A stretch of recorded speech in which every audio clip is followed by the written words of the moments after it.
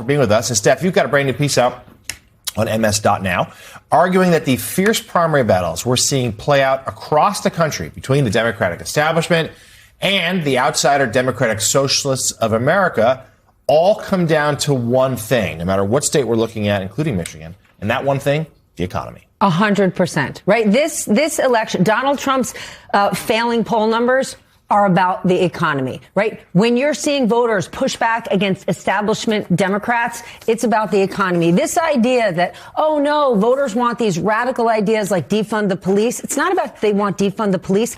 They want to fund their basic lives. They want to be able to put gas in their car and go to the grocery store and actually get a leg up. And what's interesting is, assuming El Sayed is the nominee, we know that we are now going to see this Republican war chest of money flood to the state of Michigan. Call this man a communist. Say the DSA is ready to take capitalism away. But here's the challenge. What happens when they go to campaign? Because what this man is actually campaigning on is affordability and accountability. At the same time that Donald Trump is saying you should give me an A+ for the economy, when the majority of the American people who are not invested in the stock market, which is booming, are saying, hold on a minute. The war in Iran has made my life cost more money. The trade war has made my life cost more money. And mass deportation has made my life cost more money. So what's going to be really interesting is they're going to paint El Sayed in this certain way, and they're going to use the DSA as this boogeyman, when at the end of the day, the majority of the American people don't like any politicians. They're sick of the whole system,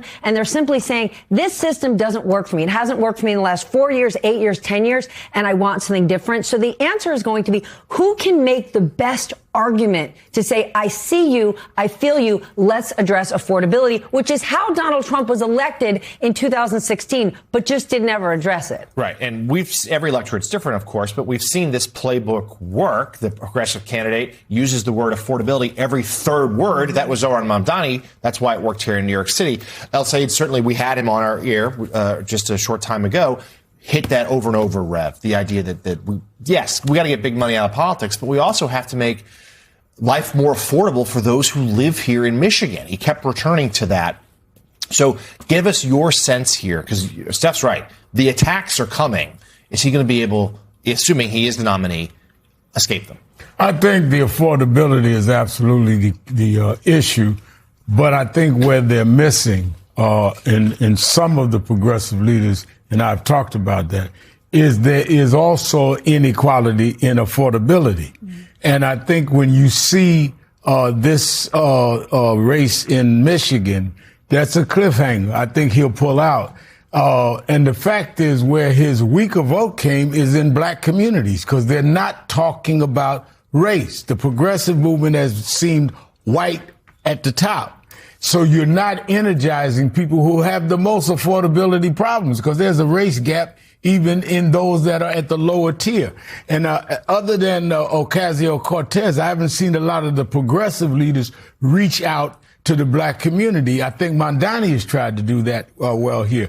Look at what happened with Cori Bush in St. Louis. She lost with Bernie Sanders and them going in there. So I think that what the progressives have to do is not look like the new guard that is really exclusionary. They've got to talk about affordability as well as the race gap. Black unemployment is almost double that of white unemployment at any level. And you must make that if you're going to energize the black base. I think El Sayed will pull out, but I think the note to him is it wouldn't have been this close if you had more solid black support. You also need to be a world-class political athlete. If they're actually going to take this lane, that they want to take money out of politics, there's tons of voters that would say, yes, I want big dollars out of politics. But here's the thing. That's not how the system currently works, right? Citizens United was overturned 16 years ago. We just saw the Supreme Court's most recent decision only helps put big money into politics. And so I don't understand, unless you are a true Mamdani-style politician who can really reach and touch the people and get that retail politics working, I don't know how you can take the money out of politics and win in a game when there is going to be more money than ever in these elections, because rich people have gotten enormously rich in the last 2 years. They have direct influence over our politicians like they never have before, and they're going to be putting huge money in these races. Look no further than Thomas Massie in Kentucky when he lost, when the biggest donations against him were from people who have never set foot in the state of Kentucky, nor will they ever. And I'll say it certainly tapped into, Mara, this anger against the money in politics. But we were talking about it earlier. This is a particularly bruising primary fight. And I do think that the work is going to start with him, that he, assuming he is the nominee, he's going to have a little more of an inclusive message to fellow Democrats. He's going to have, there's clearly some hurt feelings here, and he's going to have to try to work with those who didn't vote for him to say, look, we've got to come together. Otherwise, we're giving Republicans a very winnable Senate seat. Yeah, I'm going to return to Mamdani, the mayor of New York here, because what he did after he won a bruising primary battle here is went on a massive charm offensive. And that, assuming El-Sayed is the nominee, that's exactly what he needs to do. And not just a charm offensive, but he needs to spend time with voters who disagree with him. He needs to spend time with Jewish voters. He needs to spend time with black voters, particularly in Detroit, but elsewhere in the state. And some of that is honestly just going to be a case of getting to know him and getting to know someone. Other people he may not be able to convince, and that's okay, but he's got to bring this coalition together. The establishment Democrats are going to have to help him, including the governor of Michigan and also the former governor of Michigan, Jennifer Granholm, who's also played a role in this race, both very popular. The establishment should have a little bit of humility here, because not only does it look like they lost this race, but they have struggled to actually win races with moderate establishment candidates against Republicans. So there's an element of, we assume that it's going to be harder for El-Sayed to win in a general election. But I think we should question those assumptions, because voters, when you talk to voters, which I've done a lot of in the South, in Michigan, they are looking for fighters. That is true of independents, too. That's true of people who have gotten tired of Donald Trump and are looking for an alternative. So in some ways, El-Sayed's constant criticism of the Democratic establishment is going to have a much broader audience than people think. And I just wanted to your point, Stephanie, about affordability, the difference for the progressive fighters that have been successful, the most successful at every level so far in this country, in this cycle, is that the progressives are naming a villain. So they're not just talking about affordability like the establishment Democrats are. They are saying this is a top-down fight because we're the little guy, you're the little guy, and the villain is corporate America. The villain is Donald Trump and corruption. Okay, but there is a counterpoint that when we keep saying that like the establishment aren't fighters, you can't tell me that Cory Booker and Sheldon Whitehouse and Adam Schiff weren't fighting when they were watching that Todd Blanche confirmation hearing yesterday. The problem is they're not in power, and they will not be in power unless they start winning the Midwest and winning those mid-states. Right. That's the tension here. Electability versus we also should, of course, not downplay the energy the progressive movement has right now. Mara, you mentioned that El-Sayed, were he to be the nominee, does need to reach out to certain voting groups, including Jewish voters. In our interview with him a short time ago, he was very critical of the state of Israel, but did say he would protect Jewish voters in Michigan, where he elected. Well, Michigan Attorney General Dana Nessel says she will not attend the state's nominating convention for Democrats later this month because she does not feel safe to be there. The nonprofit news outlet Michigan Advance reports Nessel made that announcement last week at a roundtable discussion with Jewish leaders and community members from around the state. Nessel, who is Jewish, citing concerns about anti-Semitism within the Democratic Party, said this: I don't want to get harassed. I don't want to get yelled and screamed at. I don't want to get booed off the stage, irrespective of what I'm saying. And I believe that if I go, that is what will happen because it's been happening to me.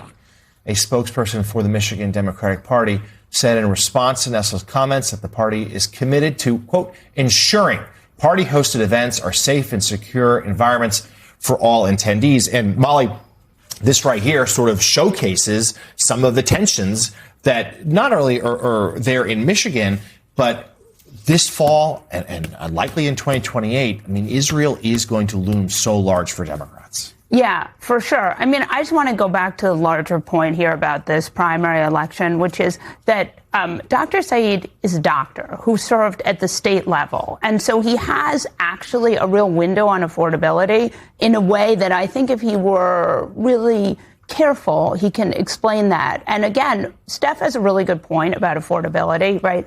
Affordability is the issue. And what we saw with Donald Trump in 2024 was he ran on affordability and he couldn't, and he just won and ignored it and moved on. Worse than ignored it. Right. And he made it worse, but with tariffs. And so I do think that when you look at Saeed, he has served in this administration, at the state level. And so he has in the Michigan administration at the state level. So he really does have insights into how to make healthcare cheaper. And I think that's really important. But I think we've got to also look at affordability to who. Right. Because affordability is not the same thing in every community. Yeah. And that's what I think his vote shows. Right. Because he should have been run away with the black vote. He was not. Right. And the same thing has happened to other progressives. And I think that they've got to understand that we're not looking for better slave masters. Right. We're looking for freedom. We're looking for equality. Right. And that is what they're missing.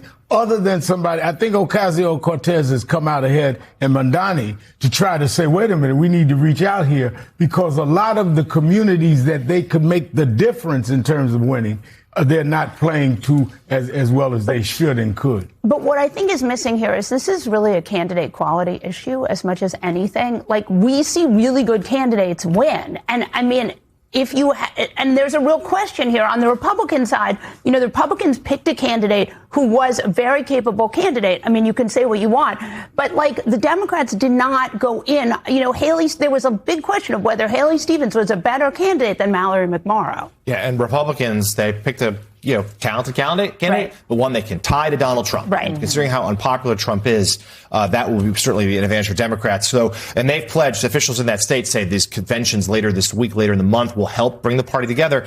As this issue with the Attorney General says, they have some work to do. Reverend